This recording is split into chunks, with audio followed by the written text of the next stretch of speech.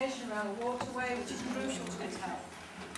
So it provides a natural filtration system for the water, it provides stability to the banks of creeks or dams, it provides shade and reduces evaporation so the water lasts longer when it's shaded rather than evaporating in the heat, and it provides habitat for wildlife. But when we allow horses direct access to these areas, and they tend to damage them. So what they do is they eat and trample vegetation, they compact the wet soils around the edges of the waterway and make the water muddy. And pollutants such as nitrogen and phosphorus stimulate algae blooms, and vegetation loss results in erosion, which changes the course of creeks and rivers. So then the water starts to move more quickly. And so even though it might glide quickly, there's nothing we can do about that, but if it's leaving the landscape quickly, then it's also taking lots of soil with it, and it's also ending up back in the sea very quickly, and we're not getting the benefits from it on our land, because it's actually doing a lot of damage. And aquatic ecosystems then are badly affected as all these pollutants in the rivers and the sea.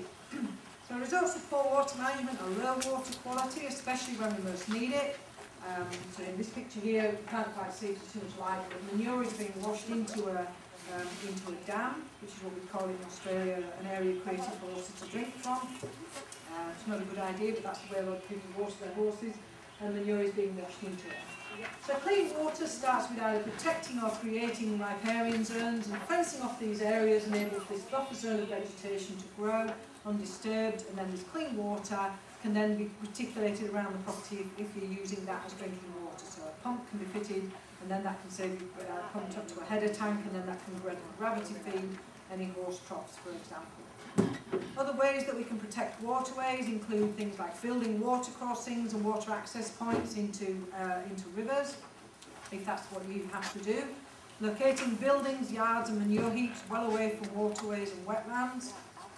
Diverting runoff so it doesn't run across yards or areas where we keep horses, and manure storage areas and so on, so it's not picking up nutrients and taking them out into the waterway. Making sure that we don't allow bare areas to form anywhere on the property, so it's about making sure we've always got either pasture on soil, or if it's an area that's too high wear and tear and is not going to grow pasture anyway, we need some other kind of surface, like something, like rocks or stone, whatever. We need something.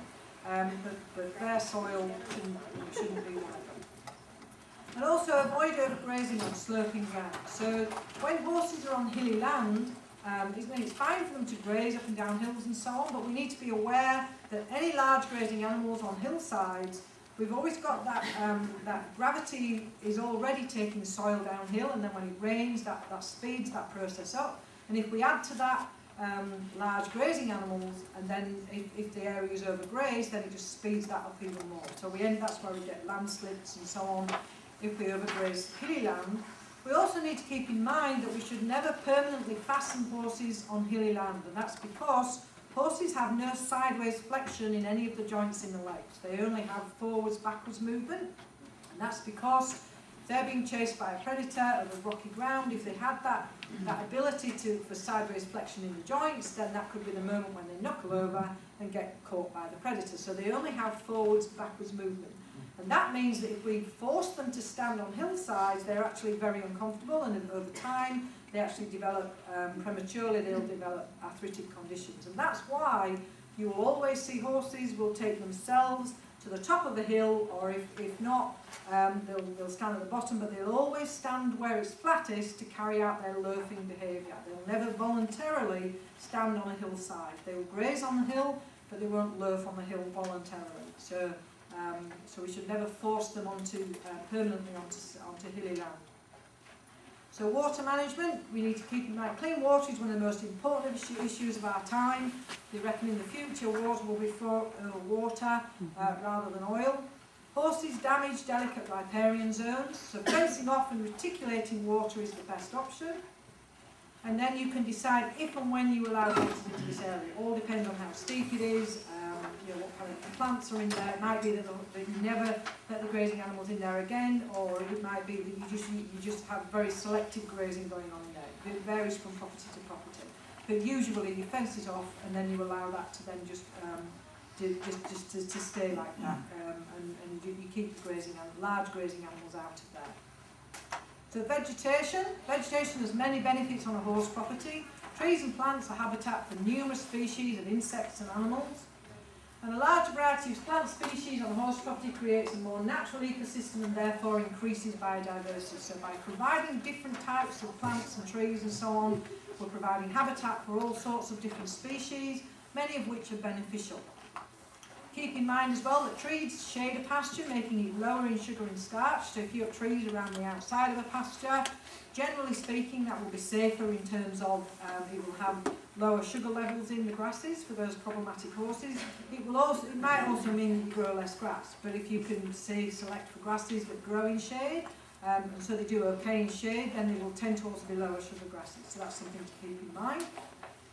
More benefits of trees and plants are that obviously they reduce the effects of global warming, but things like trees between paddocks reduce fence walking behaviour, because if you have a dense wall of plants between paddocks, horses can't see horses in the distance, so therefore they're more likely to get on with grazing, especially out with other horses. They're not walking the fence line trying to get to elsewhere. They reduce horses playing over a fence, because again you've got this dense wall of vegetation. Reduce fence injuries, because again there's no need to hang over the fences, and they're great for biosecurity, so they reduce the spread of disease from property to property. For instance, in the old days on the old English studs, they always had at least trees around the outside of the property for that reason, because it reduced the spread of disease from one property to another. Trees also modify the climate of a property, reducing temperature stress for all that live there, and they provide shade and shelter from wind and sun and dust, and they help to slow the spread of certain weed seeds. So certain weeds are particularly spread airborne seeds. So something to add to that, I'm not sure about horses, but they say limb up the trees for other animals grazing, because then the shadow moves more and that doesn't have a concentrated nutrient accumulation, because they have to move with the shadow. That's interesting, yeah. If they're going for, yeah, that's good. They can also slow down fire in a fire-prone area. Again, you've got to get the right trees in the right area, because they can also increase fire, so you've got to be careful what you plant. And they can be an aid to drainage and erosion control. Again, the right kind of trees in the right area, so you need to get local advice on what kind of plants to plant. They can also give privacy and aid in noise reduction, so if you for instance, if you're near a busy road or whatever, they can actually help to reduce noise and so on. And they can add value to a property, the right trees in the right place. Plan to protect existing vegetation and create new areas. So in this particular picture, we've got very steep land and flat land. So in that case, it's easy. In terms of the steep land, you may as well just fence it off and revegetate it, because that land is very hard to grow pasture on anyway, because it's so steep. It's much harder to manage, the weeds on it and so on. So in that sort of situation, it's easy enough. Whereas in some situations, it's not that straightforward. For instance, a lot of horse properties, all of the land is steep, so obviously it's not as easy then. But sometimes with the steeper areas, you're better off just fencing those areas off. And either allowing them to revegetate or revegetating them. And keep in mind that trees and bushes on hillsides or on the property actually increase the fertility of the soil further down. And they do that because trees actually access nutrients from much lower down in the soil than pasture grasses do. So they're bringing those nutrients up, and then they're releasing those nutrients when they drop their leaves.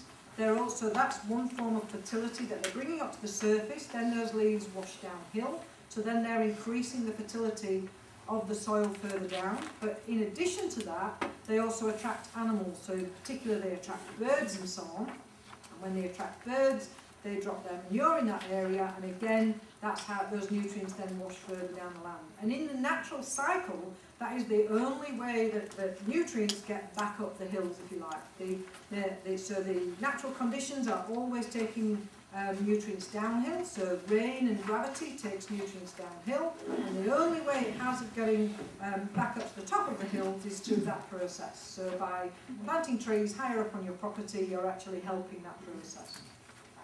We need to protect trees and plants from horses, so because horses can be particularly hard on certain trees. Horses actually naturally eat certain trees anyway, but again, we need to make it so that, for instance, I don't know about here in Australia, people are getting more interested in, for instance, fodder trees, growing certain trees specifically for horses to eat. But again, they need to be fenced in such a way that the horses only have limited access, otherwise they'll graze it out completely, because they have no concept of, well, I'll save some for a rainy day or whatever. They will just graze it literally to the ground.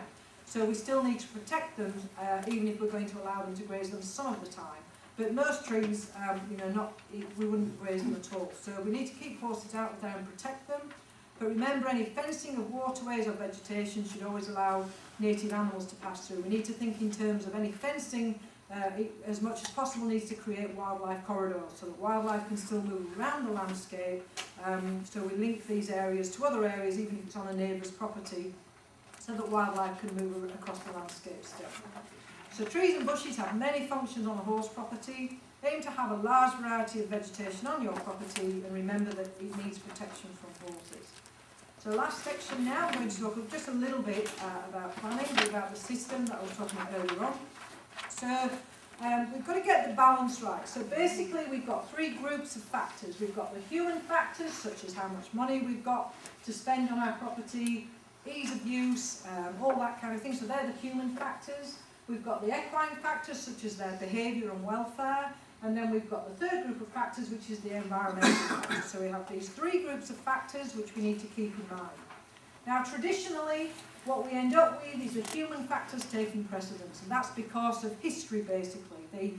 The way we keep horses comes about from historical times. They were our vehicle of yesteryear, basically, and they were also, we used them for war and so on. So the way we keep horses comes from that way of thinking, whereas now, today we're able to think about things differently, and in many cases we need to completely reassess how we keep horses, why we keep horses, and so on. But I could go on about that all day, and I can't actually afford to get too far into that one. But basically we need to balance up those factors so that we end up with the right balance, so that we end up with a system that suits all three, so that we don't have a bad impact on the environment, because if we do that, it just doesn't work. Any system will fall down if it ignores the environmental factors. So for instance, in the case of keeping horses, if you ignore the fact that that you need to provide habitat, for instance, for certain other animals, then you'll end up with all sorts of pest insects on your property. Then you'll start having to rely on chemicals more to manage those pest insects and so on. Or if you ignore the fact that grass needs time, pasture needs time to rest and regrow, you'll end up with no pasture, and you'll end up spending lots and lots of money on bought-in feed. So we can't ignore the environmental factors, and at the same time we need to come up with something that works for us, doesn't cost us a fortune, but at the same time keeps our horses healthy and happy, because again, that's something we can't compromise on either. So all three groups of factors are important. So also we need to think on a property, as much as possible, we need to maybe think about combining certain facilities. And again, this will work on some properties but not others. It all depends on your budget, how large or small your property is. But for instance, if you only have, say, a 3-acre property and you've got a couple of horses, or as I said, you often end up with 3 anyway, and you would like a riding arena, for instance, but you have a riding arena and then you also have dry lots and all that kind of thing, by the time you put all that in, there's hardly anything left for pasture. So as much as possible, try and think of combining facilities, because it's quite possible to do that. You don't, for instance, a riding arena takes up probably around, I've never actually measured it, it's probably around 1/4 of an acre, and you might ride on it, even though when we actually put in the application with our partner to put a riding arena in, we say we're going to ride on it like at least 14 hours a week. In theory, we often ride on this arena about 3 hours a week, because other things get in the way, like real life, your job, and so on. And so we end up with this huge space, which costs a huge amount of money, and we might only be using it 3 or 4 hours a week. So there's big waste of space and money. So if we can, in some cases, especially on a privately owned small property, this area might also be able to perform another function as well, and be a much better use of space and money. An arena can also be a grass arena, for instance, but as I say, it depends on the space available and so on, but a grass arena can work quite well. So a good surface for riding on, that you also grow grass on, so it can be used for occasional grazing. And also grass can be really good for dust management. A lot of people now in Australia, for instance, because it tends to be hot and dry a lot of the time, are now revisiting the idea of grass arenas, because if you have an arena, particularly in a suburban area, you can get to the situation where you have this fabulous big arena, but you can never ride on it, because every time you go ride on it, or the neighbours complain about the dust. So growing grass on the arena works quite well because then you don't have dust flying everywhere every time you ride. So that in that particular situation that can work quite well. And I'll come back to that in a minute using your arena for other functions. So holding yards are what you would call here a dry lot. The smaller the property and the more animals you have, the more essential they become because they allow you to completely control that grazing pressure. So the sort of things to think about are their surface, size, location and so on. Basically speaking, sorry I don't know this in feet and yards, but it's 50 square metres. I haven't a clue what that would be in feet and yards. But around 50 square metres per horse is a sort of a figure to aim for. So yes, that's about double the size of a stable, for instance, roughly speaking. If you make the yards too big, think back to how I was talking right at the beginning about how horses will actually spend most of their time standing where they see the feed coming from. So if you have horses in yards, even if it's an arena-sized yard, they will spend 90% of their time standing where the gate is or wherever their feed comes from. So if you give every horse a really large yard and then put a surface on it and so on, they're not necessarily going to utilise that area that well. In many cases, you'd be better off having more area for pasture and slightly smaller yards, for instance, and then it's cheaper to put a surface on there, and then you're growing more grass. So that's one way of thinking of it as well. So 50 square metres per horse, but if you're having shared yards, then roughly multiples of that, if your horses get on well enough to share a yard area. And again, if you're feeding them on ad lib feed, then usually most horses will. Horses are a bit like women in that they will share the ordinary stuff, like like in horses' case, they'll share grass and hay. They won't share concentrates, just in the same as we won't share chocolate, basically. So the more you increase the sugar in the feed, the less likely they are to share it. So keep that in mind. But if you're just feeding them mainly on hay, they'll happily share it. So this is just an example of. This is in the UK, but you get this sort of stuff quite regularly here. We don't get it in Australia very much, so it just started to take off. But a good yard surface in terms of, this is the rubber matting. A lot of money to put in, but it's going to last an awful long time, if not forever, depending on how much wear and tear it's getting and so on. So that can be really good as a yard surface. I'm not going to go into yard surfaces as such because the sort of materials you use here are different and so on, but basically I'm just trying to get the message across that you need a surface on it. Bare dirt doesn't usually work unless it's really well draining. So when it comes to dividing up your property, you need to find the right balance between the right amount of paddocks to have. So small paddocks means more expense, more potential fence injuries because more fences means more potential for horses to come in contact with them, and more maintenance. So if you put lots of very expensive fencing in, that's a lot of money spent in not just putting them in, but in maintenance as well. But remember, you need to create at least 3 paddocks for efficient rotation, so remember the 30% rule. But there's no reason why on your property, if you want to you could have a solid perimeter fence, but after that, all of your internal fencing can just be electric, movable fencing if you want to. You don't have to put in miles and miles of solid internal fencing, which costs an awful lot of money. So you can use electric fencing to create extra paddocks, and you can also use electric fencing to further subdivide paddocks, either with strip grazing or just cut a big paddock in half. There's all sorts of things you can do.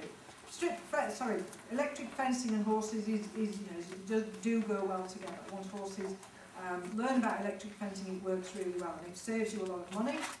Wet areas and dry areas on your land should always be separated. This is a big problem, especially when you buy a horse property that's already fenced. You'll often find that wet areas and dry areas have been fenced into the same paddock. Or pasture. But again, electric fencing can sort that out. You just subdivide it using electric fencing because you should never have the horses grazing the 2 different land types at the same time because one will always be suffering. It will either be too dry or too wet. So you need to separate them, graze the wet areas during the dry periods and vice versa. You need to remove that grazing pressure. Avoid any acute corners. So in paddocks, especially when you start grouping horses, if you didn't before, even in a 90-degree corner can be too much. Horses get galloping around paddocks, forget the corners are there, and can slam another horse into a corner or whatever. Easily remedied, put some electric tape across the corner, plant some trees in the corner, and you've turned an unsafe corner into some habitat for wildlife, and you've now made it a much more desirable corner, and so on. So it's not hard to do. And consider an equicentral system. So this is what I've been sort of hinting at. So basically the way this works is, if you have, so for instance, you might have just the dry lot, or what I was hinting at earlier as well was, if you wanted to, especially on a small property, there's no reason why the surface that you create as your riding surface can also be your large holding yard, dry lot, or whatever. If it's well constructed, then that's what you can do. A lot of people are starting to do this now. So again, if you were starting from scratch, it might be the way to go. If you were a commercial operation, it's not going to work. You wouldn't need to do that.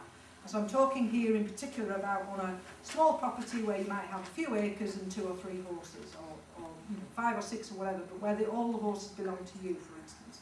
So the way this works is that, let's just imagine that we've got this area here, which is a combined holding area, but as I say, it could just be a yard if you want. It doesn't have to be something to ride in. We've got a nice big shelter here. We've got hay and we've got water in this area. We have no water out in any of the paddocks. I'll explain why in a minute.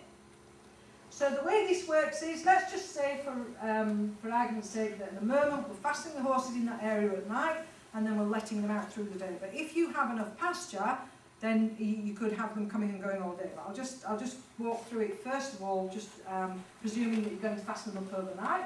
So what happens is, before you drive off to work in the morning, you just saunter out, check the water. You don't have to trail out into the paddocks to check the water, you just check the water there. Open this gate here, and the horses take themselves out for their first grazing bout. This gate's already open because you've got rotational grazing already in place, and this gate therefore always stays open whilst we're using that paddock. So the horses take themselves out, carry out their first grazing bout, so that lasts until around mid-morning. Now the horses want to drink. They can come back at any time they like, but they'll tend to not do that until they've finished that first grazing bout. They'll bring themselves back for a drink, and whilst they're here, so it's now sort of mid-morning, and especially on a hot day, they'll happily now loaf in that area for about the next 2 or 3 hours, especially if there's hay in that area, but more so because if you construct this area near the house, what they will do is they'll spend quite a lot of time just standing here staring at the house, hoping something to eat. They can't tell the difference between Monday and Saturday, for instance, so they're just hoping you're going to come out and give them something to eat. So they'll spend a lot of time just doing that and eating hay while they're in there. Then, mid-afternoon, when they start getting desperate for grass again, they'll take themselves back out and carry out their second grazing bout. So they'll graze for about another 3 hours.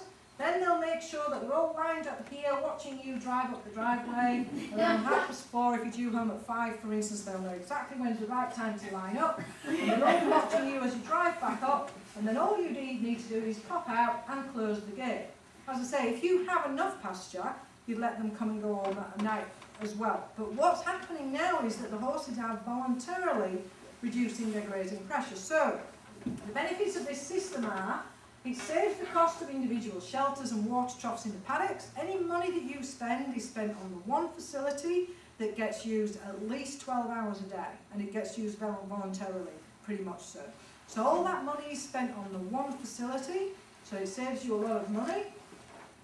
Horses have to move more. It might not be very far, but any movement is better than no movement. Even if it's only a few hundred yards or whatever, it's still better than them being fastened in a paddock and everything coming to them. Instead, they're now having to do, even though it's only miniaturised what they do in the wild, they now have to walk to where the water is, which is exactly what they do in the wild. They have to take themselves to the water hole, and they have to walk themselves back to the pasture. Basically, that's what happens. This vastly reduces the grazing pressure without stressing the horses. So if the horses are coming and going night and day, then they're not doing anything different particularly than what they would do in the wild anyway. They're going to the grazing areas to graze. The rest of the time, when they loaf, they're just standing around as they would anyway. But what's happening is they're doing it in an area that you've constructed for that reason. So it's got a surface on it, basically. They're not doing it on your land, basically, which means that you've got less grass in the future. If you fasten them overnight, then again you reduce that pressure even further. So basically, if they're coming and going night and day, you're reducing the grazing pressure by about 50% because they'll graze for around 12 hours, maybe a maximum of 15 hours, but the rest of that behaviour is carried out in the yard. If you fasten them up overnight, you'll reduce the grazing pressure by another 50%, so a total of around 75% reduction in grazing pressure on the land without stressing the horses. If you have sufficient pasture, can you not feed them hay? Yeah, absolutely. Okay, Yeah. This is more just if, for instance, if you want it, again, it's just another way of making that pasture last a bit longer. If there's hay there, it might just make them hang there a bit longer while they're looking out for you at the same time, because then it's just reducing that grazing pressure. But in your case, absolutely, you wouldn't bother with that. Yeah, definitely. The horses come to you, it saves you having to go to them, so it's starting to turn things around a little bit. The horses are actually now starting to move, you're not having to trail out with the halters, bring them in. They're now there when you need them. For instance, if you need them, they're all out in the paddock, you can call and they will all come in, because it's very easy. Horses will give up a whole paddock of grass for 1 carrot. No time at all, they'll learn to come galloping for 1 carrot, which saves you a lot of time. It's also much safer in an emergency situation. And I know you have similar conditions here, but like in Australia, for instance, horses, in fact, in the last 2 big fires in Australia, on 2 separate occasions, 2 people have died walking out to paddocks with halters to bring horses in, because this large yard area or your arena or whatever is generally the safest place for them to be in that situation. But people have put themselves in danger going to get horses in those kind of situations, floods and fires alike. So if the horses can get themselves in that situation, they can get themselves to a hopefully high and dry area, or if it's a fire, into a relatively safe area, they can get themselves to that area rather than being fastened in a paddock when floodwaters are coming or fires coming, basically. So it can help in that sort of situation. And also that area can be a fire break for the house if it's in the right position. So you've got no horses standing around in gateways, so all that bare area you get around a gateway disappears, all that ends up becoming pasture instead. Less manure is dropped in the paddocks. I love this one as well, because this means that if you are fastening them up overnight, 75% of their manure ends up in your yard area, and especially if that is also your arena, you're going to make sure you pick it up. And therefore then you've got the opportunity to compost that manure and get the value from that manure. But that's much less manure being dropped in the paddock, so therefore less worms and so on. And you're also getting better value for money out of that manure you collect, because by composting it, you're turning it into a very valuable commodity. Hay is fed in the yards rather than in the paddocks, so if weeds are an issue with hay coming from other regions and they've got weeds from other areas in and so on, it means that you've got a bit more weed control by feeding that hay in the yards. I mean, you still get some spreading in that it goes out in their manure, but it's still better to feed hay in the yards, generally speaking. The horses come into you for feed rather than you having to cart it to them. So instead of having to buy one of these expensive little machines or whatever, or keep a vehicle just to drive around the property and dole out feed to all these horses just standing there, the horses are coming to where the feed is. You're not having to go out, trail around and feed them, basically, so it's saving you a lot of time. Yep, so that's it for that. So basically the ecocentral system will prevent this situation from happening. So this is the picture I showed you right at the beginning. We've got, as I said, a perfectly good building. It would need some adaptation or whatever, like one big yard and that kind of thing. But when you think of all the money it costs to build something like this, and yet the horses aren't even using it. So again, it's about much better utilisation of time, money, effort and so on, and not having horses just standing around like this, just waiting for an accident to happen. On this property here, this is something we looked at a few months ago in Australia. In this situation, we set up the ecocentral system. In this case, what was happening was this side of the property was being overgrazed, and this, because they had a creek running through here, this area here was being undergrazed, because just human nature just means that it's much easier to put the horses in the paddocks that are near the house, whereas when they were on the other side of the creek, it meant that they had to physically walk over they had mares and foals in this case, and it meant they wanted to go and check them several times a day. So because that was difficult, because they had other jobs as well and so on, they ended up keeping them where they could see them near the house. So by setting up that system, it now means that they can actually, the horses have to come back several times a day to get a drink. It's the only way they can get water. So it means that they can eyeball the horses on a regular basis, and the horses bring themselves back rather than being fastened on the other side of the creek. The horses now have to come back. So that's worked well in that situation. In this example here, just a sort of typical sort of horse property layout where you get all sorts of things being put in place without much thought as to the environment and the contour lines and that kind of thing. So here we've got really steep land and it's becoming eroded because it's fenced into this paddock here. We've got lots of bare areas and wear and tear up and down the fence lines, but particularly where the horses can stand and see humans from. So we've got lots of wear and tear and unfenced down, so we've got lots of bare soil around. But these shelters are too far out into the paddock, so the horses are ignoring them most of the time, unless they have to do, and standing around here a lot. So that same property, better, would look more like this. So we'd have paddocks, which are fenced along the contour lines. We've got a lot more vegetation happening. We've revegetated the steeper land because it wasn't growing any grass anyway, so we've revegetated that area.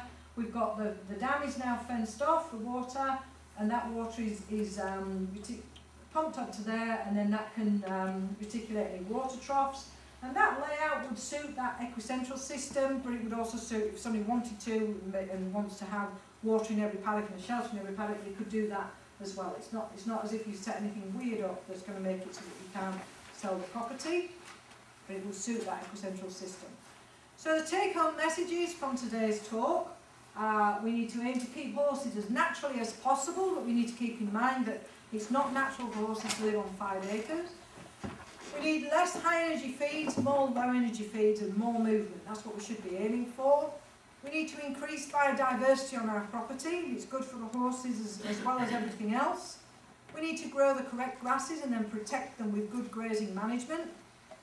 We need to avoid bare soil at all costs, so we need a cover for the soil. That should hopefully be pasture whenever we can, but there's certain areas which will never grow pasture. So certain areas on a laneway, for instance, certainly yards where you keep horses, where they're standing around, those areas are never going to grow pasture, so instead you need some of the kind of surface on there.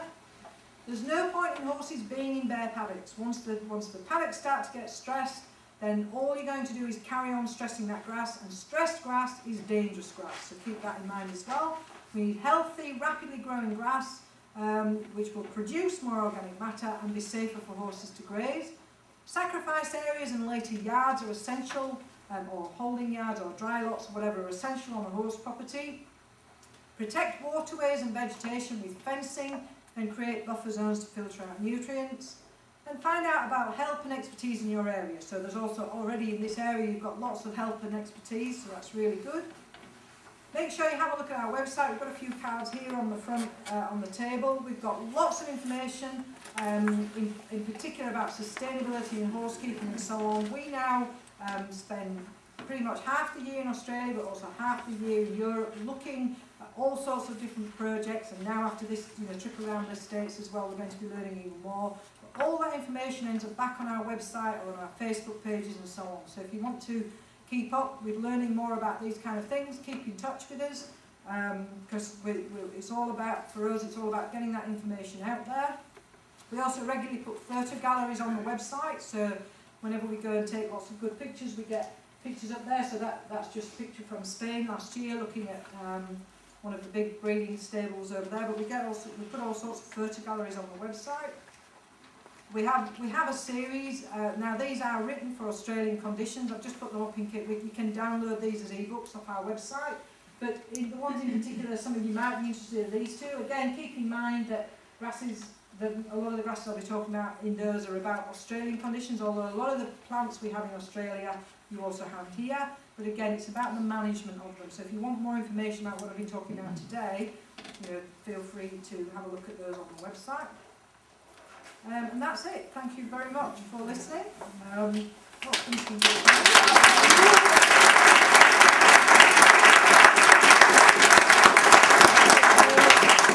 If anybody needs to get going, feel free to get going, but otherwise we're not rushing off, so if anybody wants to come and have a chat or pick up a card or ask questions or whatever. So, should you analyze your hay that you buy? That's a good question. For those problematic kind of horses in particular, yes, if you can. And I don't know what the situation is here in America, but I've heard that here it's much easier to buy hay that has actually been analysed. That's what I've been telling people in Australia anyway.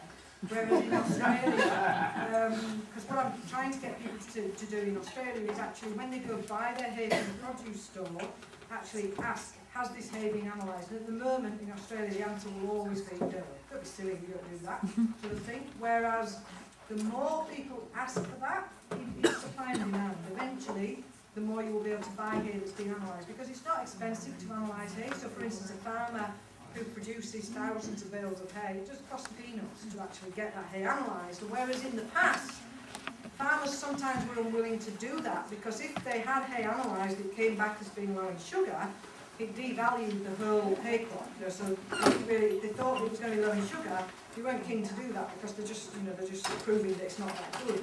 Now, as horse owners now are actually actively looking for that kind of hay, the good news, or bad news if you like in a way, is that now that hay then actually ends up being worth more, because there's so many horse owners looking for those low sugar hay. So yeah, it will end up costing us a bit more, but then again at least we'll know what we're feeding our horses. So yeah, at your produce store, start asking for analysed hay, and eventually, if you don't get it now, eventually in the future you should do.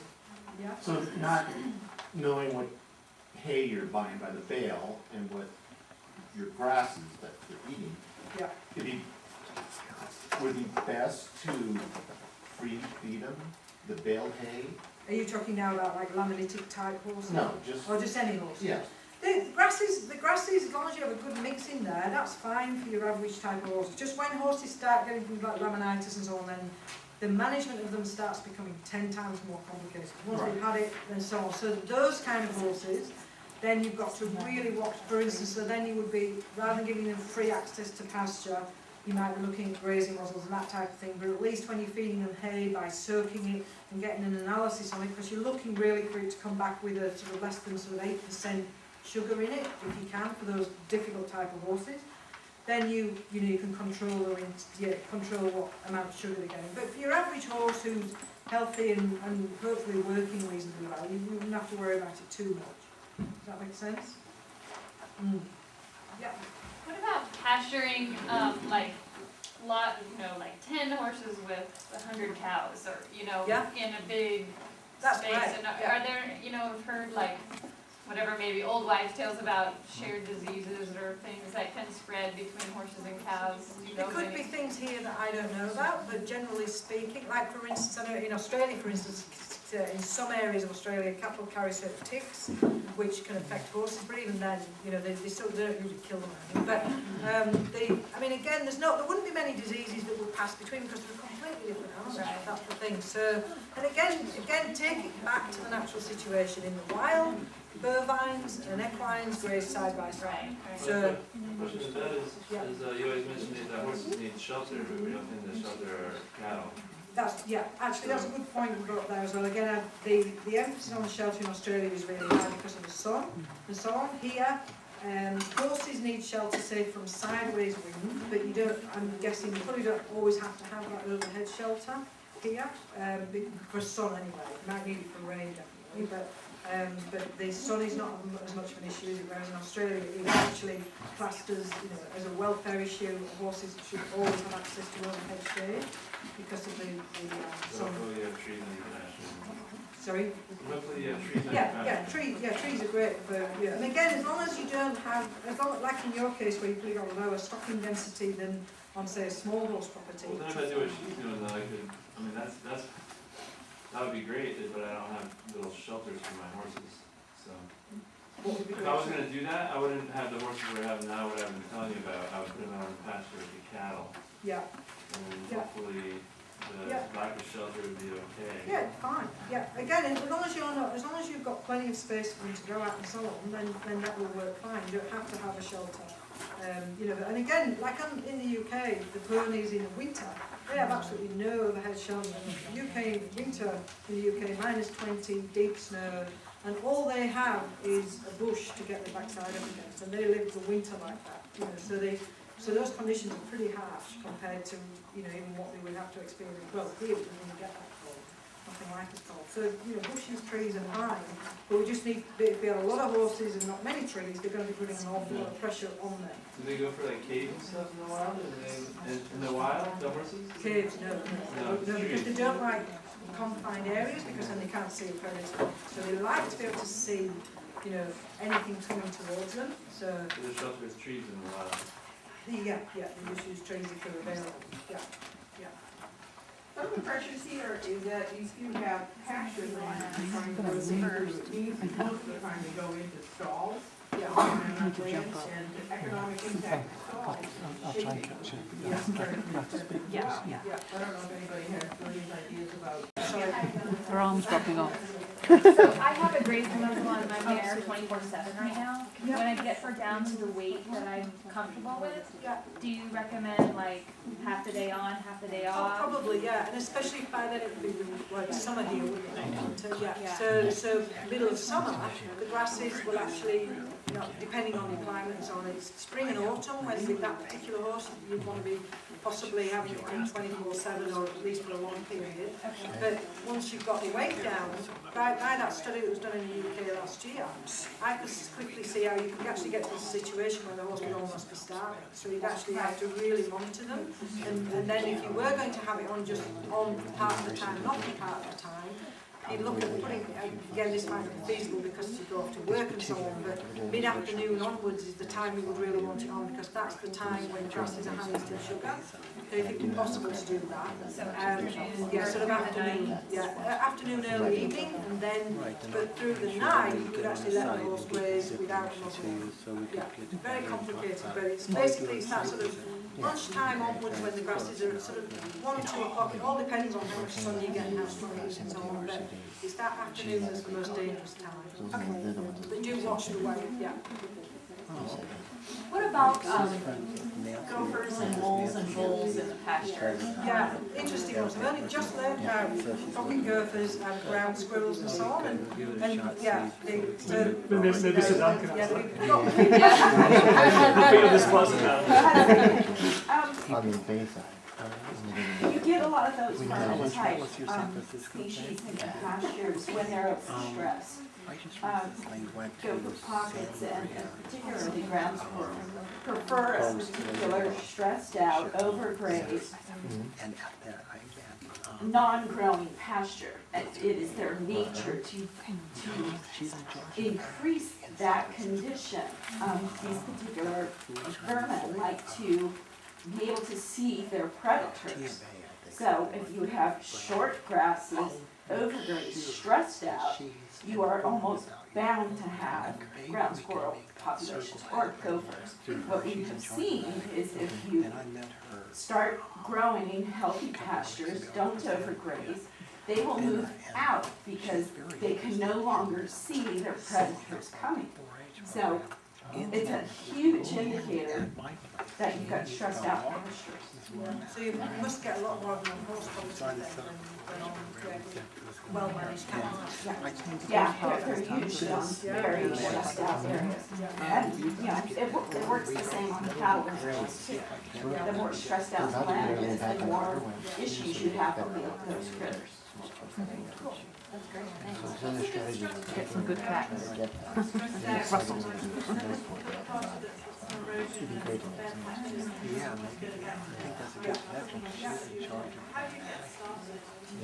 Well, one, just removing that grazing pressure will be the first thing we need to do.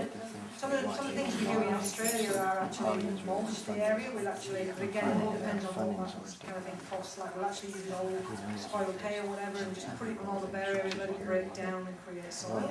That all depends on how much that is in your area, that kind of thing. Shavings, because in some situations can help, but you've got to be careful because they're clumped and they don't break it down very well. But basically, removing that grazing pressure is usually the first and foremost thing you need to, because there's often lots of seed, for instance, in your pasture. It's just waiting for the right opportunity to get going again.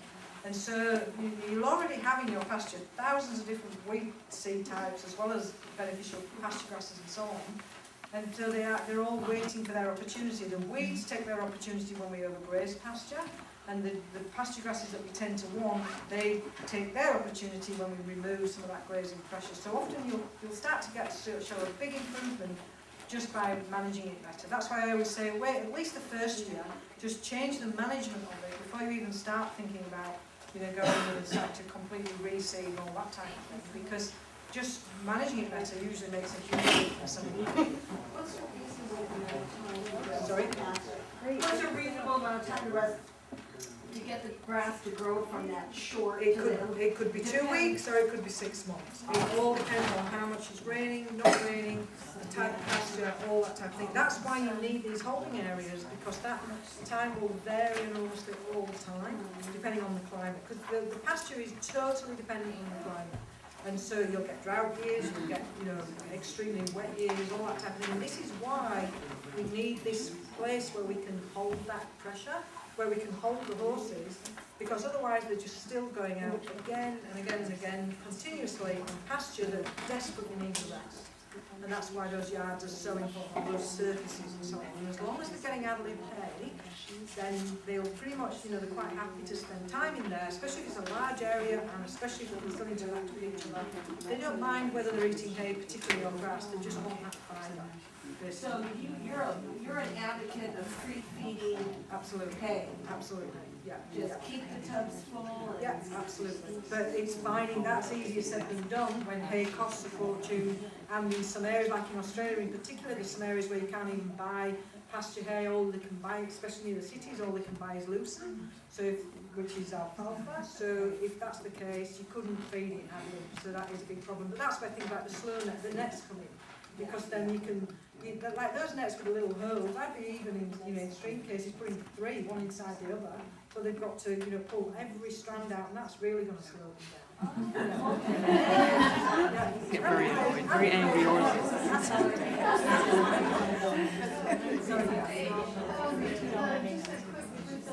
Oh yeah. It occurred to me, my horse used to turn out in a nice big pasture, and when I pulled him back to go put him in a stall, there was a section where in between the pasture spot up to the driveway, they had just put some chips, and he always peed right there. Yeah. And so on your Equus and your design, the way you had that, for the horses go in and out, you just had a section where you just kept putting chips where they had to go in and out to get, from one direction to the other. It might be there. We've actually got people now talking about starting to create horse toilet areas, like in your yard area, actually create a surface that they know the horses like to either pee on or defecate on, and actually drop, because again it makes it so much easier to pick up manure and so on if you can train them to go in a certain area, so that can work really well, but particularly with urine, These guys did something like that, and they can tell you, I think it didn't work, but why didn't it? It worked at first. It was in an the ice plot, right. Just wore out. We made an area that we filled with pea gravel. It was to be a French drain. Yeah. And the French drain didn't work, but the horses peed in the pea gravel until the whole area got covered over in dirt. Oh, And then they lost it. and then they stopped it, so they obviously like the gravel. But they liked the little pea gravel. Yeah, that's interesting. And it was an area that was 3 feet wide by 8 feet, and they would They had to get themselves in there. they had to go out of their way. It saves a fortune Wow. shaving, That is changing.